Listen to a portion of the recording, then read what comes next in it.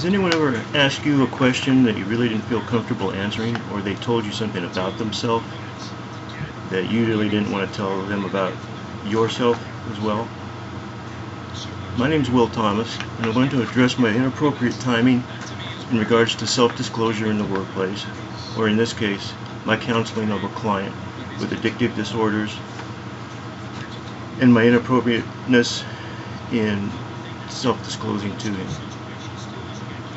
High levels of self-disclosure by a stranger, me, bring a low level of acceptance to inappropriateness by the receiver, you.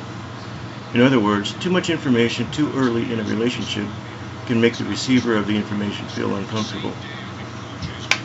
I will be discussing how I previously self-disclosed to my client, what I learned in this course, and how I engage my client today. The concept I'm going to discuss is self-disclosure as stated in the textbook Interpersonal Communication by Dr. Carrie Hutchinson, which states, is a part of relational development that falls into the experimenting stage where verbal communication is characterized by self-disclosure by each person, which is the process of revealing personal information to the other for the purpose of developing intimacy and understanding. There's a line on the continuum of appropriateness in self-disclosing that, when crossed, creates a sense of unease on the part of the listener because he or she feels compelled to disclose at the same level. An article in the Southern Communications Journal titled Involvement in a Conversation and Attributions Concerning Excessive Self-Disclosure, written by Jessica J. Weisel and Paul E. King, states that social exchange theory is often cited to demonstrate that relationships must mature prior to intimate self-disclosure, a condition achieved primarily through a history of reciprocal self-disclosure. Before taking this course, I self-disclosed freely to my client. I began to notice that he would not elaborate once I did that on the same topic.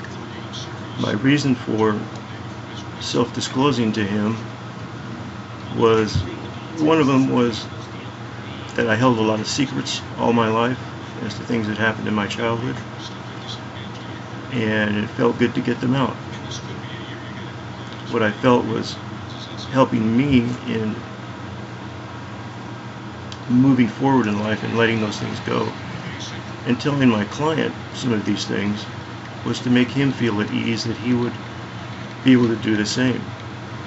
I now know that that wasn't the right way to go about it.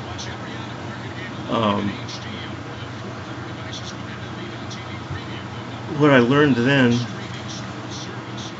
in session with my client now, I've remained silent on topics of situations similar to the ones that I've been in, and allow my client to elaborate to a degree he feels comfortable with, and then I choose to reciprocate. That is how